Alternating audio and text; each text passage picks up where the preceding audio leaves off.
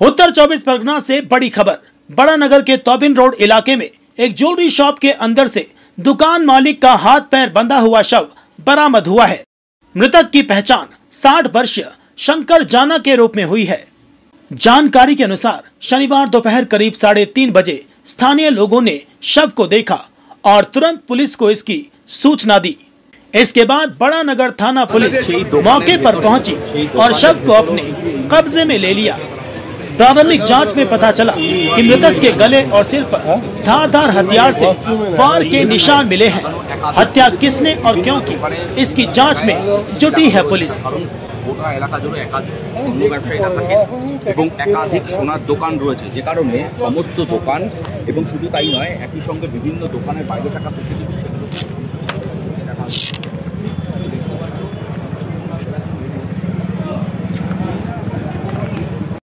उत्तर 24 परगना से बड़ी खबर। बड़ा नगर के तोबिन रोड इलाके में एक ज्वेलरी शॉप के अंदर से दुकान मालिक का हाथ पैर बंधा हुआ शव बरामद हुआ है। मृतक की पहचान 60 वर्षीय शंकर जाना के रूप में हुई है। जानकारी के अनुसार शनिवार दोपहर करीब 3:30 बजे स्थानीय लोगों ने शव को देखा और तुरंत पुलिस को इसकी सूचना दी। इसके बाद बड़ा नगर थाना पुलिस मौके पर पहुंची और शव को अपने कब्जे में ले लिया। प्रारंभिक जांच में पता चला कि मृतक के गले और सिर पर धारदार हथियार से वार के निशान मिले हैं। हत्या किसने और क्यों की, इसकी जांच में जुटी है पुलिस। কোনো সন্দেহ নাই, উনি দীর্ঘদিনের ব্যবসায়ী, উনি অনেক দিন ধরে ব্যবসা করছেন।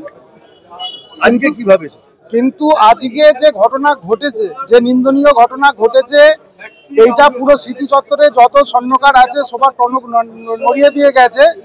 যে আগামী দিনে এখানে তো প্রচুর লক্ষাধিক স্বর্ণশিল্পী যারা বিভিন্ন জেলা থেকে বা ভিন রাজ্য থেকে তারা এসে এখানে ব্যবসা করছে, সবাই নিজেদের রুটি রুচির জন্য তারা এখানে ব্যবসা করছে। কিন্তু এরকম যদি দুশ্চিন্তা আমাদের মধ্যে বেড়ে যায়, আগামী দিন আমাদের ভাবার বিষয় আছে এখানে আমরা ব্যবসা করব কিভাবে, কি করব। এটা আমরা পুলিশ প্রশাসনের কাছে আমরা রিকোয়েস্ট করব স্বর্ণকাররা যে আমাদের নিরাপত্তা বাড়ানো হোক, আমাদের স্বর্ণকারদের উপর যাতে কোনো রকম ভাবে এরকম ভবিষ্যতে আর কোনো রকম আঘাত না আসে বা কোনো রকম বিপদ না আসে, তার প্রতি পুলিশ প্রশাসন একটু নজরদারি রাখুক আমাদের উপর। পরিবারও তো চিন্তা করবে এখানে এসে, সে তো এই মুহূর্তে যদি আজকে আমার পরিবার যদি এই খবর দেখে তারা তো চিন্তা করবে যে আমার স্বামী হচ্ছে যে বাইরে সোনার কাছে গেছে, তার সে কি অবস্থাতে আছে, সে তো সবারই প্রত্যেকেরই একটা চিন্তার বিষয়। আমার নাম জয়ন্ত সামন্ত। সোনার দাম তো বেড়েছে, তার মধ্যে মানে লোকের মধ্যে তো লালসা থাকতেই পারে। কেউ কাউরি গলার হাত টেনে ছিঁড়ে নিয়ে, কিছু আগে এখানে ছিঁড়ে নিয়ে গেছিল, তার হাত থেকে নিয়েছে, এই পেছনে গলিতেই থাকে সেই, তারও এরকম ভাবে নিয়ে নিয়েছে, বাইরে ফায়ারিং করে সে যায় এইখানে সামনেই। ওটা একে মুখার্জি আমাদের এখান থেকে একটু দূর, সেখানে যেটা হয়েছে সেটা বাড়ির মধ্যে হয়েছে, বৈশ্বকর্মা পুজোর দিন হয়েছে। কি দেখলি? আমি এখন প্রাইমারিলি একটা ছোট বক্তব্য করছি, ঠিক আছে। একটা খুব খারাপ ঘটনা হয়েছে এখানে, এটা জুয়েলারির এখানে একটা দোকান। এখানে আজকে 3টে নাগাদ কিছু দুষ্কৃতীরা আসে, কাস্টমার সেজে ওরা ভিতর ঢুকে।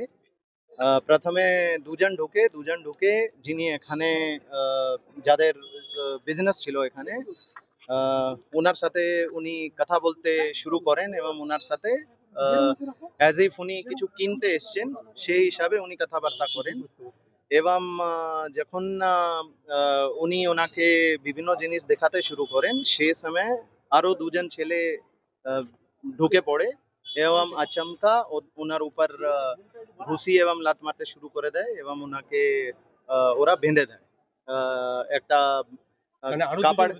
কাপড় নিয়ে এসেছিল, সে কাপড় দিয়ে ওনাকে বেঁধে দেয় এবং তারপরে ওনার সাথে মারধর করে। তারপরে এখান থেকে যে সোনাগুলো ছিল ওরা লুট করে নেয়, লুট করে ওরা পালিয়ে যায়। একজন আরো বাইরে ছিল, যে বাইরে হয়তো ও গার্ড দিচ্ছিল। তো মোট 5টা লোক এর মধ্যে ইনভলভ আছে। আমাদের ফরেন্সিক টিম এখানে এসছেন, আমরা সিসিটিভির কিছু পেয়েছি এবং আমাদের টিম তদন্ত করছে, ডিডির টিম ওর পিছনে আছে। আমরা খুব শীঘ্র এদেরকে চিহ্নিত করে এদেরকে ধরব।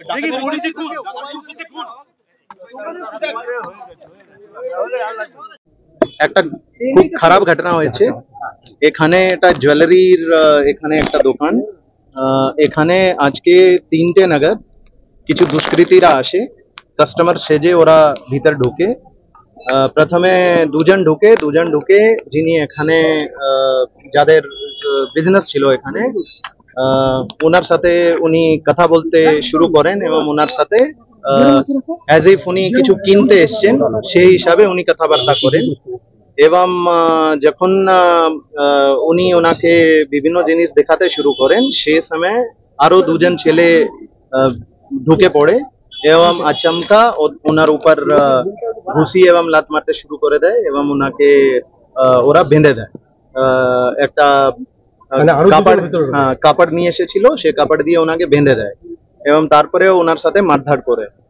তারপরে এখান থেকে যে সোনাগুলো ছিল ওরা লুট করে নেয়, লুট করে ওরা পালিয়ে যায়। একজন আরো বাইরে ছিল, যে বাইরে হয়তো ও গার্ড দিচ্ছিল। তো মোট 5টা লোক এর মধ্যে ইনভলভ আছে। আমাদের ফরেন্সিক টিম এখানে এসছেন, আমরা সিসিটিভির কিছু পেয়েছি এবং আমাদের টিম তদন্ত করছে। দিদির টিম ওর পিছনে আছে। আমরা খুব শীঘ্র এদেরকে চিহ্নিত করে এদেরকে ধরবো।